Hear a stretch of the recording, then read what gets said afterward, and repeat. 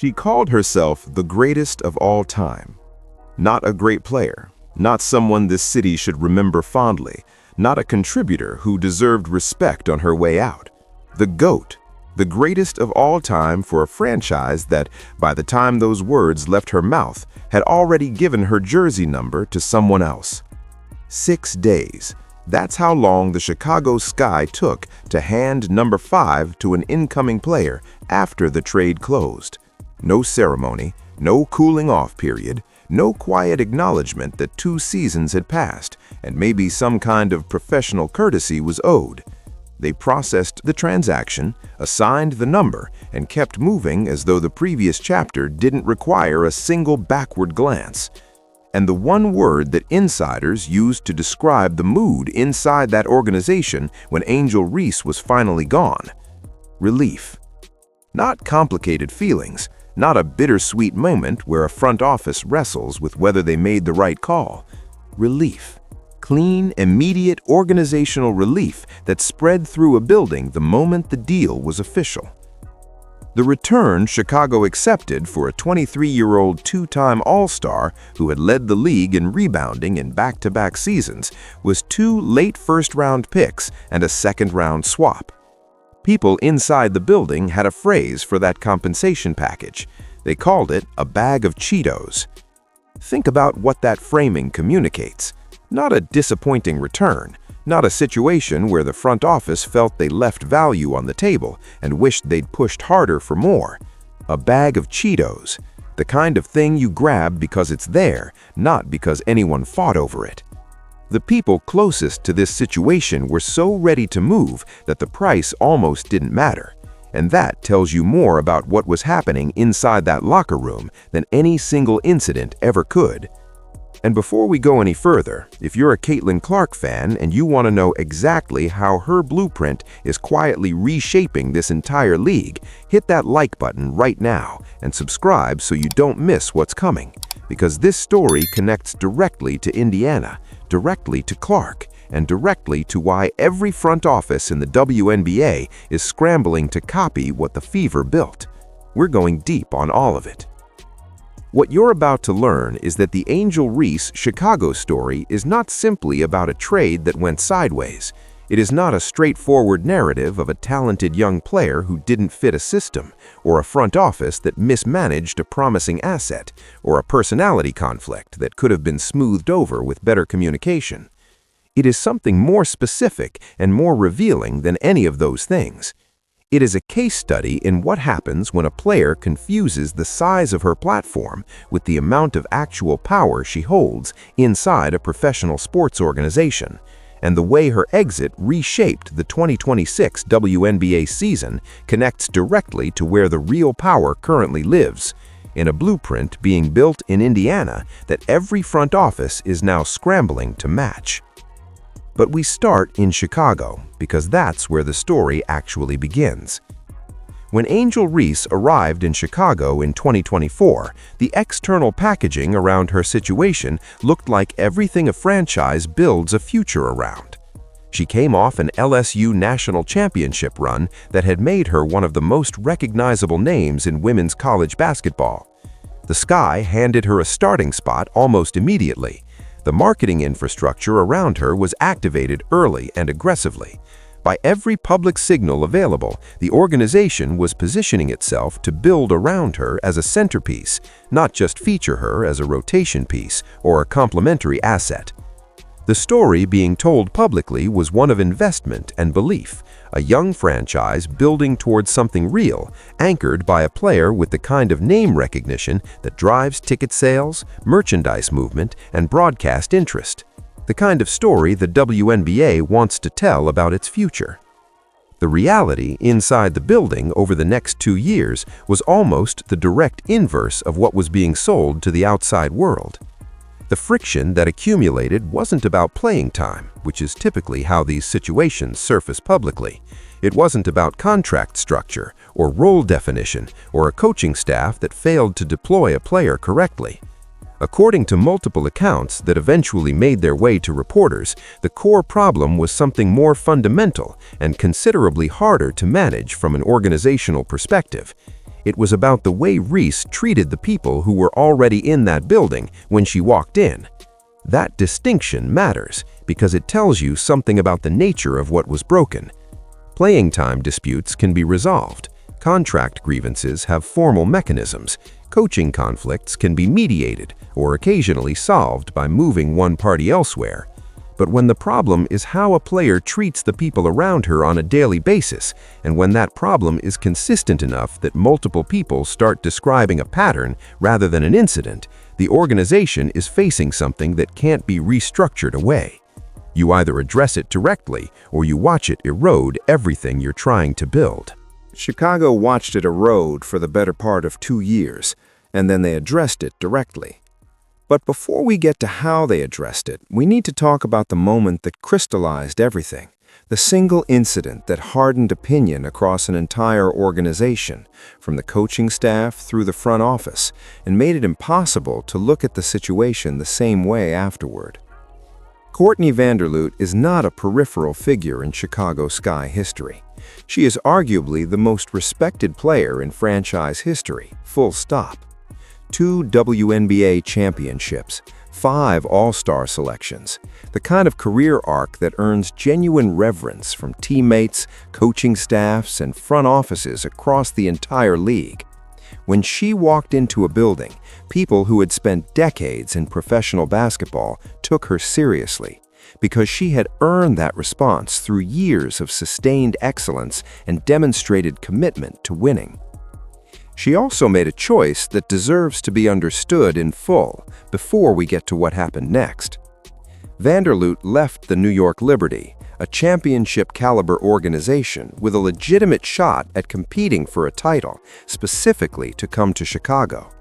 She chose to take on the harder situation, the franchise that needed veteran leadership, the locker room that needed someone who understood what a culture built for winning actually looks and feels like. She gave up a comfortable situation in a winning environment to invest her remaining professional years in helping rebuild something in a city that needed her. During the 2025 season, Vanderloot tore her ACL.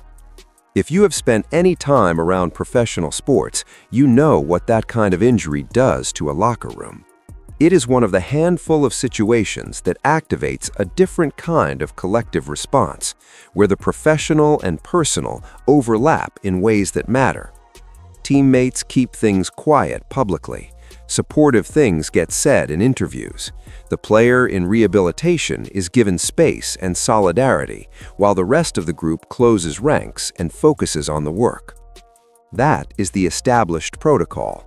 It exists because everyone in a professional sports environment understands that the culture you build is measured most accurately in how you respond to the moments that don't benefit you publicly. Reese went to the Chicago Tribune instead. She told a reporter that the team couldn't rely on Vanderloot given her age, that they needed someone younger, someone with experience and a championship track record. She called one of the most decorated players in franchise history old and finished, out loud to a reporter, while Vanderloot was still in rehabilitation, still working through the most physically and psychologically demanding stretch a professional athlete can navigate. Let that sit for a moment. The woman who left a championship-caliber team to come help rebuild your franchise, who made a personal sacrifice of real professional significance to invest in your organization, tore her ACL mid-season, and while she was immobile, rehabbing and doing exactly the kind of quiet, grinding work that defines character in professional sports, her younger teammate used that window to publicly evaluate her usefulness to a reporter at a major newspaper. You do not recover from that in a locker room. Not in a week, not in a month, not across an off-season of "we've moved forward" press conferences and team bonding exercises. The other players heard it. The coaching staff heard it. The front office was watching. And every person in that building quietly recalibrated their read on who Angel Reese actually was in real time, not based on rumors or second-hand accounts, but based on something that was now sitting in print for anyone to reference. The Vanderloot incident didn't start the conversation about Reese in that building, but it ended a significant portion of the debate about what kind of person and teammate they were dealing with. And what came after it made everything considerably worse. There is a specific threshold in professional sports when things have gone badly enough that the people who would normally protect a teammate, who would normally keep internal problems internal out of professional loyalty and collective self-interest, stop doing that work. When insiders start talking to reporters, when accounts start circulating outside the building, when people who spent 2 years alongside someone begin constructing a public record of what they observed, you are well past the point of a difficult personality or a rough stretch. At that stage, the people sharing those accounts have already made a decision about how they want this story told. And the decision they made about Angel Reese told you everything about where things had gone. Reports began emerging about a pattern surrounding Reese's injuries. Teammates and coaches had been observing something that seemed to track in a particular direction. Moments when she would go down or sit out that appeared to the people present to align with convenient timing, and then she would reappear entirely fine when the cameras found her in a different context. This kind of thing is difficult to prove and easy to deny. But the fact that it was being described as a pattern by multiple people inside the organization means it had been observed often enough that it stopped reading as coincidence to the people watching it happen. And by the time these accounts started moving publicly, the motivation of the people sharing them was no longer about protecting the team's reputation. It was about establishing the record. Then came the late-season back injury during the final 3 games of Chicago's 2025 campaign. A back issue at the end of a long professional basketball season is, on its own, completely unremarkable. Players get hurt. Seasons are demanding. Bodies break down in the final stretch when the accumulated wear of months of competition finally catches up. In isolation, this incident was the kind of thing that gets a brief mention in a game notes column and nothing more. What made it remarkable was footage that surfaced around the same time frame. Angel Reese on a private jet to Las Vegas. Same approximate window as the injury that had her sitting out the final games of her team's season. Now, there are any number of explanations for that footage that don't require negative interpretation. People travel. Personal situations arise. Context matters, and we don't have the full picture of every detail. But inside a franchise that had been actively documenting problems for months, that had already crossed the threshold where insiders were openly talking to reporters, the footage didn't land as something requiring a charitable explanation. It landed as confirmation. And the difference between those two things is entirely about the credibility a player has built or depleted with the people around them by that point in the season. Reese's credibility inside that building was not in a position to absorb the doubt.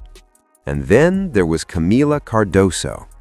Cardoso is not a secondary piece on the Chicago roster. She is the starting center and the most important long-term asset on that team, the foundational big around whom the organization's entire front court future is being constructed. When you're thinking about what the Sky look like in 3 years, Cardoso is the first name that comes up in any serious internal conversation. At some point during the season, Cardoso reportedly walked out on Reese, physically removed herself from a situation involving her teammate rather than continue engaging with it. When your franchise's most important long-term player gets fed up enough to do that, you are no longer in the territory of a personality clash or a temporary friction point between two people who need time to find their dynamic. That is a verdict rendered by someone with significant standing inside your organization, and the weight of it comes precisely from who delivered it. Cardoso didn't just express frustration privately.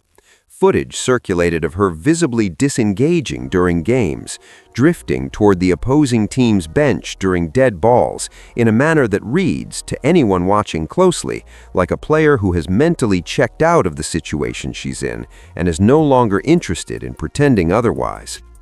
There is a specific kind of statement that gets made in professional sports not through words but through body language in public settings, broadcast on television, visible to everyone paying attention. Cardoso was making that statement, and everyone in the building, everyone watching the broadcasts, and eventually everyone piecing together the full picture of what was happening in Chicago understood what it meant. By this point, the organization wasn't watching a difficult situation unfold. They were watching the conclusion of one.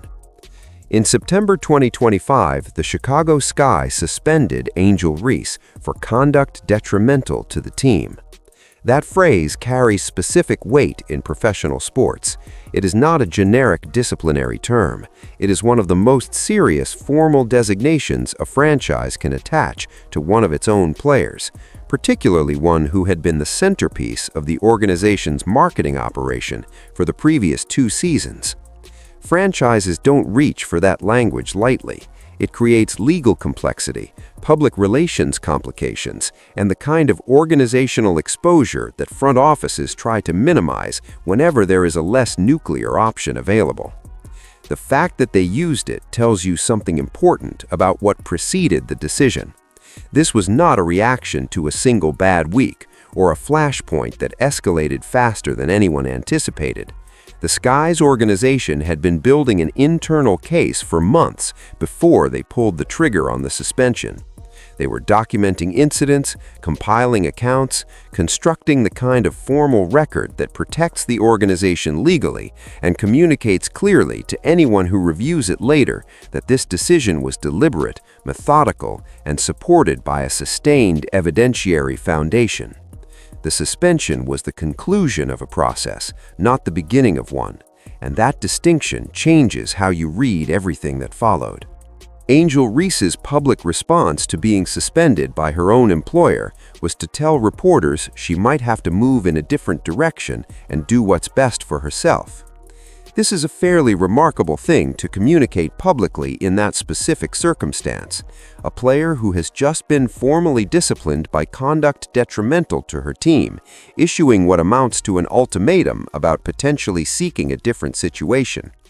The leverage calculation embedded in that statement required her to be significantly more indispensable to the organization than the evidence suggested she was. The contract context adds a dimension to this that deserves direct attention because it tends to get buried beneath the more dramatic elements of the story. Reese's rookie deal was expiring. A maximum contract extension conversation was sitting on the immediate horizon. This meant the Chicago front office was facing a decision that needed to be made with clear eyes and long-term organizational consequences in mind.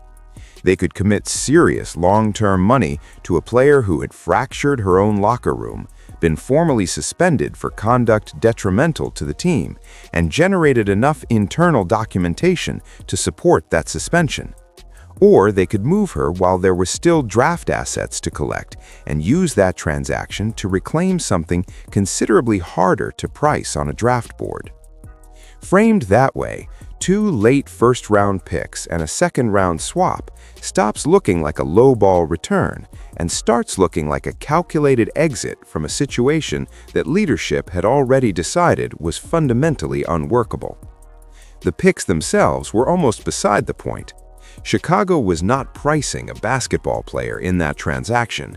They were purchasing back a locker room that wanted to practice together, show up for each other, hold each other accountable, and actually build something worth building. You cannot put a draft slot number on that, but you can feel its absence every single day a team walks into a facility where the foundation of trust has been compromised.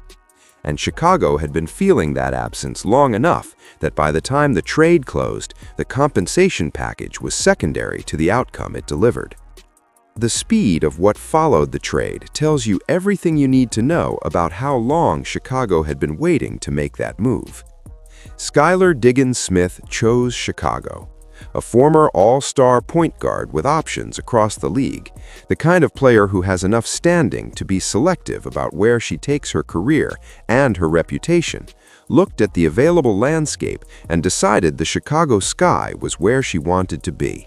This happened in the immediate aftermath of the Reese trade. Then Azura Stevens arrived, a versatile front court player who can step out and operate on the perimeter, which means she doesn't crowd the same space Camila Cardosa occupies near the basket. Two bigs who complement rather than compete, who open the floor rather than collapse it. Then Zoe Carrington, one of the most genuinely disruptive perimeter defenders in the entire league, the kind of player who changes a game's energy before she records a single statistic, whose presence forces opposing offenses to account for something they hadn't fully planned for. Then Raquel Jackson arrived via trade. 4 significant acquisitions in a single offseason, each of them choosing or landing in Chicago specifically after Reese was gone. Free agents do not flock to franchises that just made bad decisions. They do not choose buildings where the chemistry is broken or the organizational culture has been damaged beyond near-term repair. The players around the league who watched this situation play out from the outside, who had access to the same accounts and the same general outline of what had happened in that locker room, looked at the Chicago Sky and decided this was somewhere they wanted to invest their professional years. That collective decision is itself a verdict, not from management, not from a coaching staff, not from the people who had organizational incentive to frame the Reese departure favorably. From players, from professionals who make these decisions based on where they believe their careers will flourish and their daily professional lives will be livable. They chose Chicago. They chose it the week Reese left. And then there was the jersey number. Reese wore number 5 in Chicago. The Sky gave that number to Raquel Jackson less than 6 days after the trade closed. No ceremony acknowledging the seasons that had passed, no cooling-off period out of standard professional courtesy, no quiet decision to keep the number out of circulation for a few weeks as a gesture of basic acknowledgement. They processed the transaction, assigned the number to the incoming player, and moved forward. Reese's fan base erupted online in response. Some of her most devoted supporters genuinely began calling for the Sky to retire the number 5, the jersey number of a player who spent 2 seasons with the franchise, earned a formal suspension for conduct detrimental to the team, and was traded for late draft compensation after her own teammates went on record describing her as a locker room problem. Jersey retirement in professional sports is reserved for a specific category of player. A decade or more of sustained contribution, a transformational impact on a franchise's history and identity. The kind of connection between a player and a city that endures because it was built on something real and mutually invested over a long stretch of time. The gap between what Reese's most devoted supporters believed her status in Chicago was and what the Chicago Sky front office actually believed is almost uncomfortable to examine directly. These are 2 completely different assessments of the same 2-year period, operating in parallel without ever fully connecting. Giving number 5 to Jackson wasn't an administrative oversight or a thoughtless roster decision. It was the organization using the most visible symbol available to communicate a clear and specific message. The Reese era was not a chapter worth formally preserving, and they were not going to pretend otherwise out of concern for how that message would land publicly. The timing made it impossible to misread. They didn't pause, they didn't wait a month, they handed it to an incoming player in under a week and let the speed of that decision speak for itself. And then they built something else that deserves its own moment of attention. Chicago assembled exactly the team Angel Reese had been publicly calling for. Spacing, defensive intensity, veterans who understand what competing for championships actually requires. Diggin Smith alone restructures how opposing defenses approach the Sky's entire offensive operation, because you cannot sag off her on the perimeter the way defenses could when Reese was the second option. You have to honor her range, which means the paint opens in ways it simply couldn't before. Stevens introduces a front-court dimension that creates entirely different problems for opposing coaches. Carrington generates defensive chaos on the perimeter before she initiates a single offensive action. The version of Chicago that now exists is the version Reese argued publicly that they needed to build. They built it. They built it without her, and they built it the week after she left. That sequence is not incidental to this story. It is the story. The Atlanta Dream were eliminated from the 2025 playoffs in the first round by an Indiana Fever team that was not operating at full capacity. Caitlin Clark was managing a groin injury during portions of that series. Indiana was missing contributors who would normally factor into their rotation.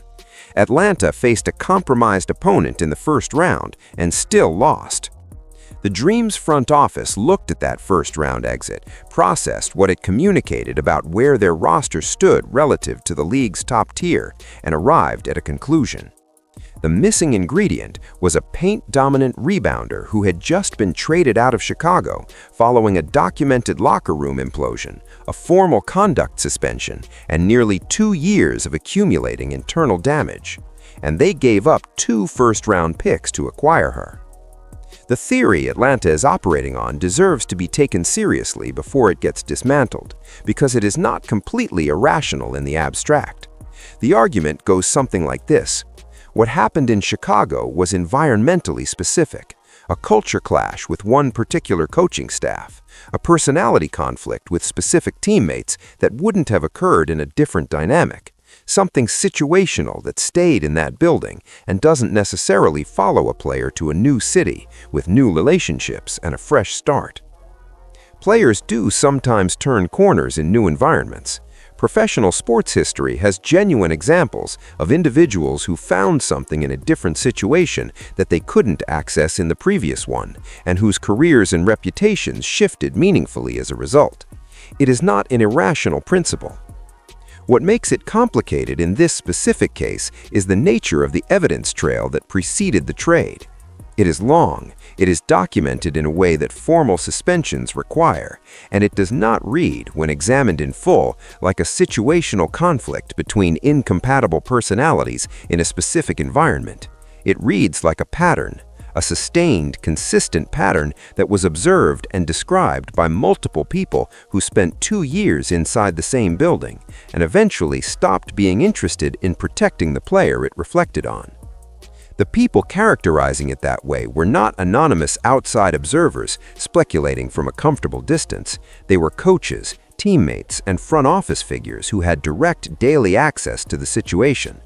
The weight of that sourcing matters when you're trying to assess whether what happened in Chicago was environmental or personal. And then there's the basketball.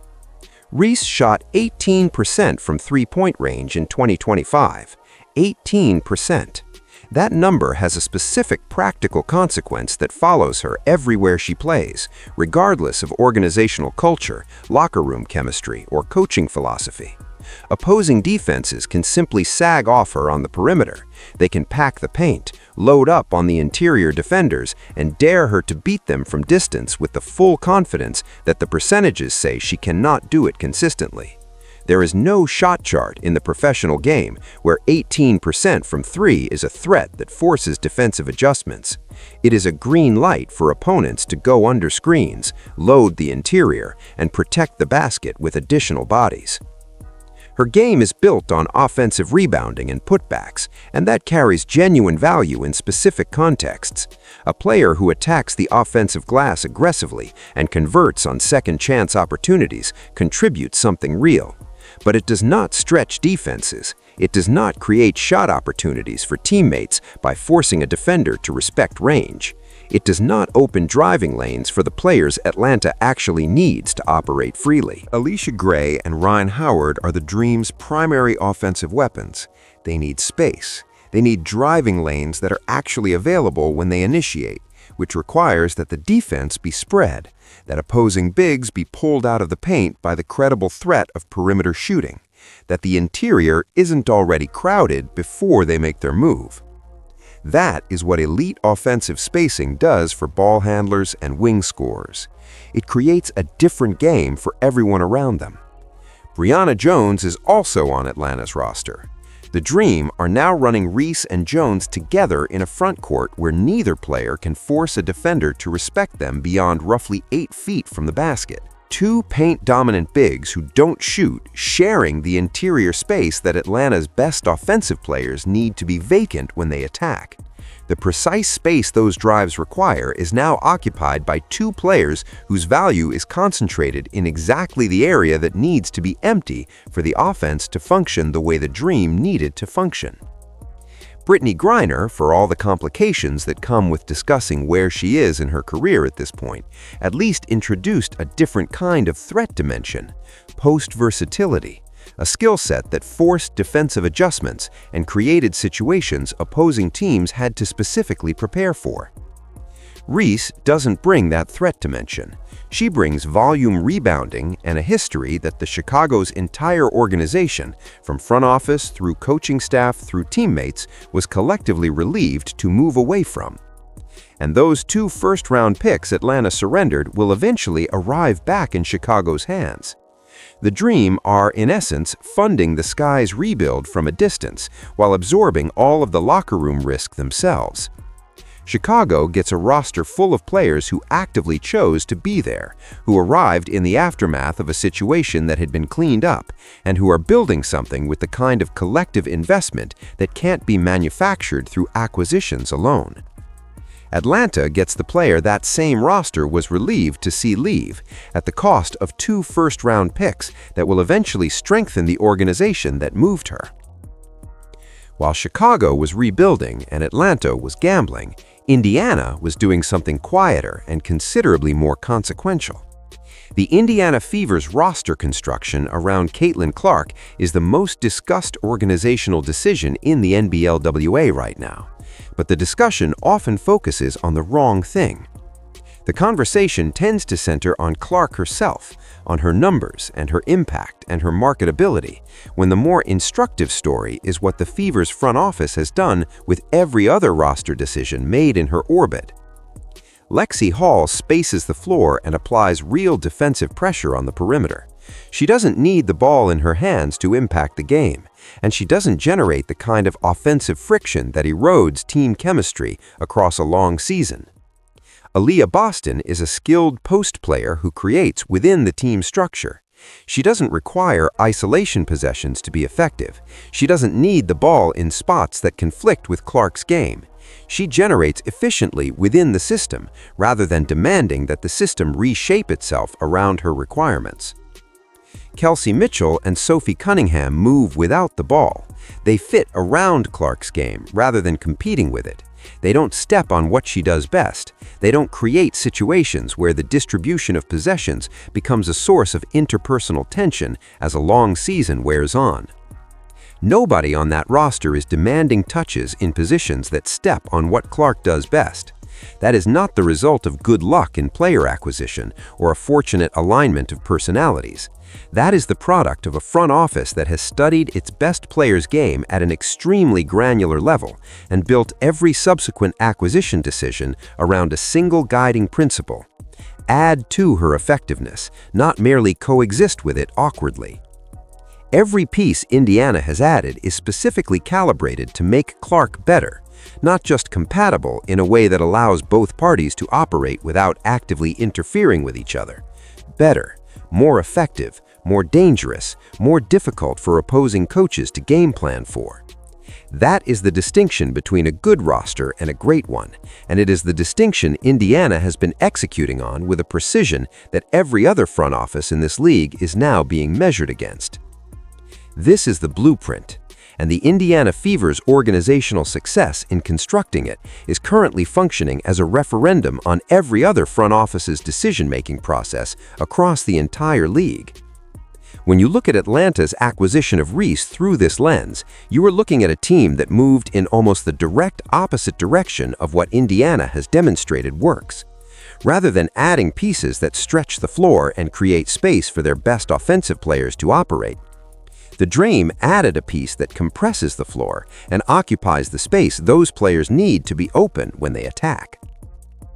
The gap between those two organizational philosophies, between Indiana's calculated, player-centered roster construction and Atlanta's bet on a high-profile addition with documented fit problems, is the real story underneath all the surface drama about jersey numbers and social media posts. Now hold everything we've covered next to the words that open this story, and notice how completely differently they land. Angel Reese called herself Chicago's greatest of all time, and the almost universal initial response was to engage with the claim on its surface merits, to debate whether the statistics supported it, to argue about legacy and contribution, and what 2 seasons of strong rebounding numbers actually mean in the context of franchise history. That is the wrong argument to have, because the GOAT comment was never really about basketball. Reese called herself Chicago's greatest of all time, not from a position of strength, not from the kind of settled confidence that comes from having built something undeniable in a city that genuinely mourned your departure. She made that claim from a place of genuine hurt, the hurt of watching a city move on faster than she anticipated, more successfully than she had predicted, with considerably less grief than she apparently expected her departure to generate. The free agent arrivals, the immediate organizational transformation, the roster built in her absence that looks, by every available measure, like a significantly stronger and more cohesive group than the one she was part of. All of it communicated something she was not prepared to receive. That not only was her presence not essential to what Chicago was building, her absence was actively enabling it. When your former team builds its best roster in years immediately after trading you, and when the players arriving specifically cite the environment and the organizational culture as reasons they chose that building, the message being delivered is not subtle. It doesn't require interpretation. It is legible to everyone observing it. Claiming the GOAT throne in that specific moment against that specific backdrop is not confidence. It is the most visible possible signal that the message landed exactly as hard as Chicago intended it to. Because people who are genuinely secure in their standing don't need to assert it in those terms in response to a situation that already answered the question. GOATs don't get traded for draft compensation that people inside the building describe as a bag of Cheetos. Michael Jordan was not shipped out of Chicago for 2 late first-round picks. Diana Taurasi was not moved away from Phoenix because the locker room couldn't tolerate her presence. When a franchise genuinely regards a player as its greatest of all time, the evidence of that regard is legible in how the organization behaves across years of decisions, not in how a former player describes herself after the relationship has dissolved. Chicago did not give Reese a farewell that matched a GOAT designation.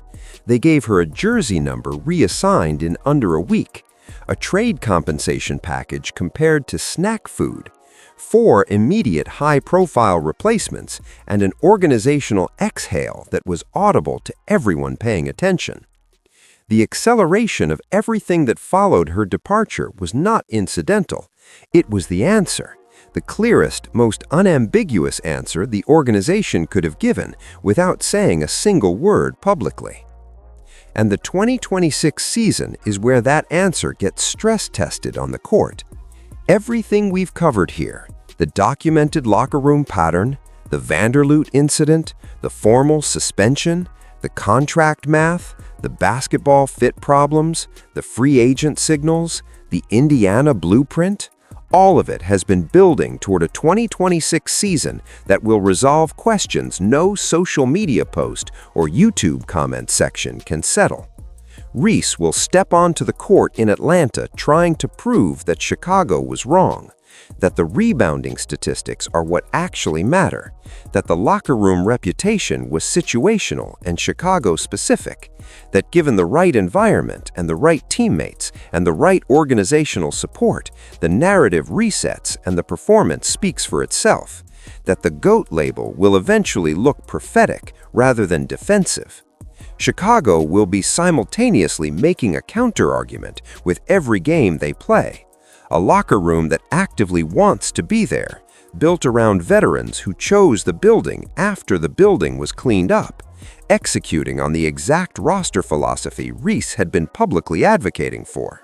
If that version of the Sky wins games and competes at a level the previous version couldn't reach, the organizational decision gets validated in real time by the standings.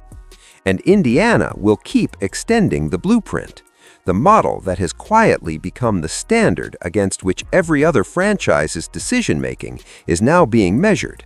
The Fever's ability to build a roster that doesn't just feature Clark, but genuinely maximizes her at every position with every acquisition, has produced something that looks from the outside like a calculated and sustained competitive advantage.